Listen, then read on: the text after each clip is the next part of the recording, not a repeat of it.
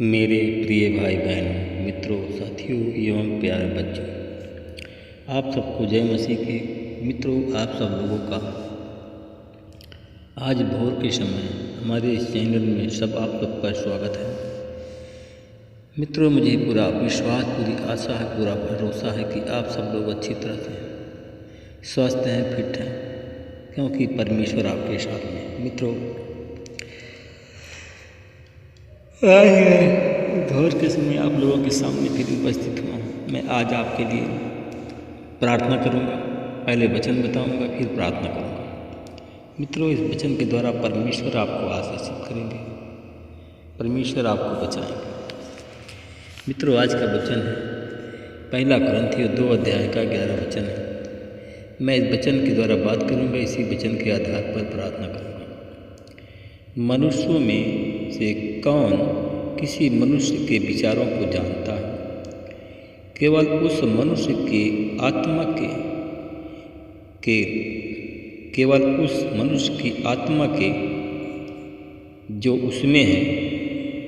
इसी प्रकार परमेश्वर के आत्मा को छोड़कर परमेश्वर के विचार को कोई नहीं जानता।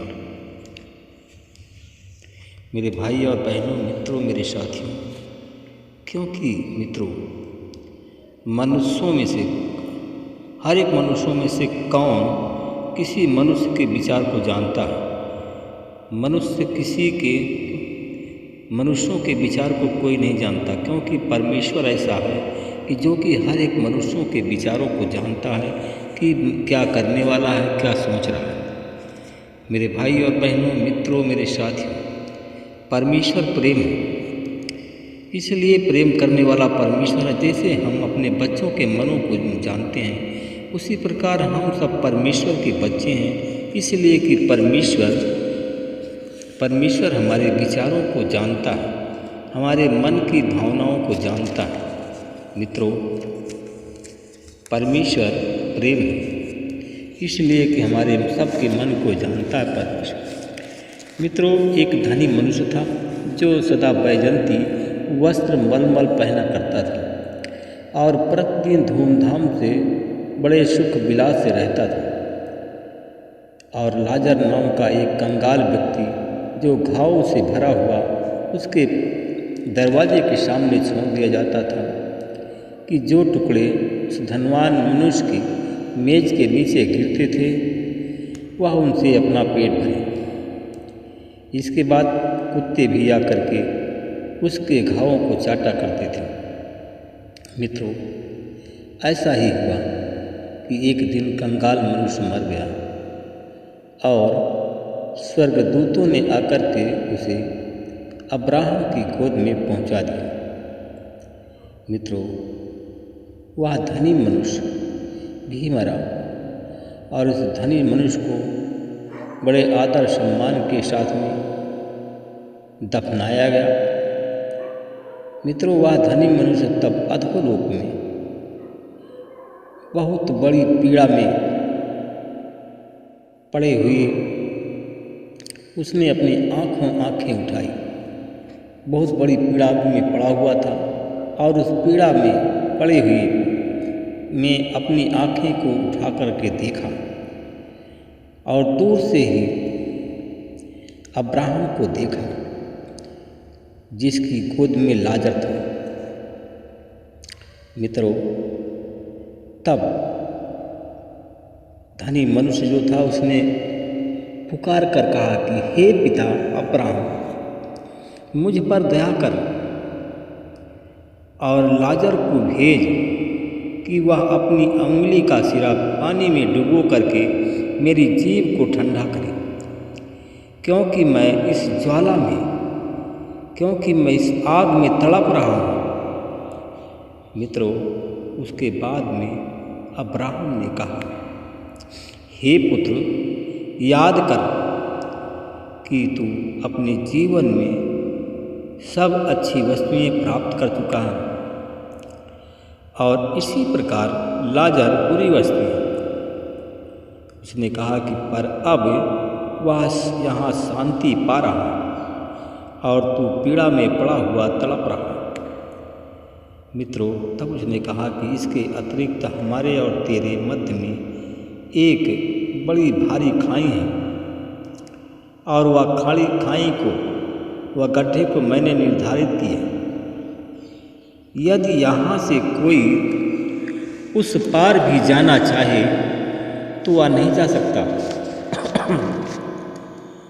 यदि वह कोई इस पार से आना चाहे तो भी नहीं आ सकता।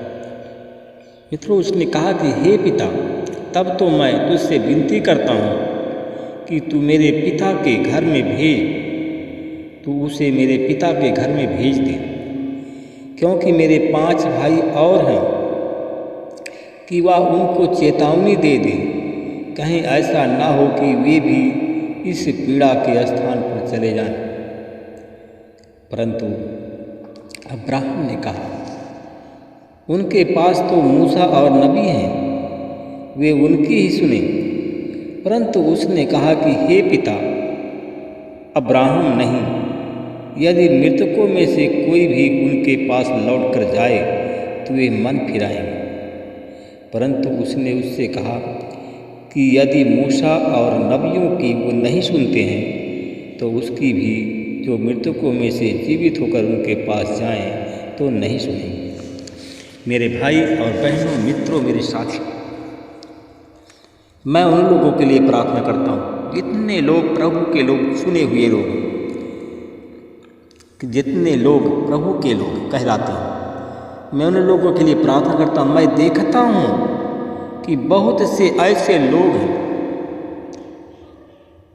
कि जो कि प्रभु के पास में जाते हैं और प्रभु उनको बुलाता है। मैं उन लोगों के लिए प्रार्थना करता हूँ, उनको देखता हूँ कि वो लोग गड्ढे में जा रहे हैं। प्रभु ने उनको बुलाया और फिर भी वो प्रभु की नहीं सुनते हैं और अपने मनमानी करके गड्ढे में चले जा रहे हैं। मैं धन्यवाद करता हूँ ऐसे लोगों को। मैं देखता हूँ कि जो लोग गड्ढा अपने लिए खुद के बना लिया, वो लोग, मैं देखता हूँ कि वो लोग प्रार्थना सभा में जाते हैं और प्रभु के लिए भेंट निकालते हैं और प्रभु के लिए दान निकालते हैं, प्रभु के लिए सहयोग के लिए दान निकालते हैं। परंतु वो दान पत्र के पास में जाते जाते फिर अपने पॉकेट में रखकर अपने घर चले जाते हैं।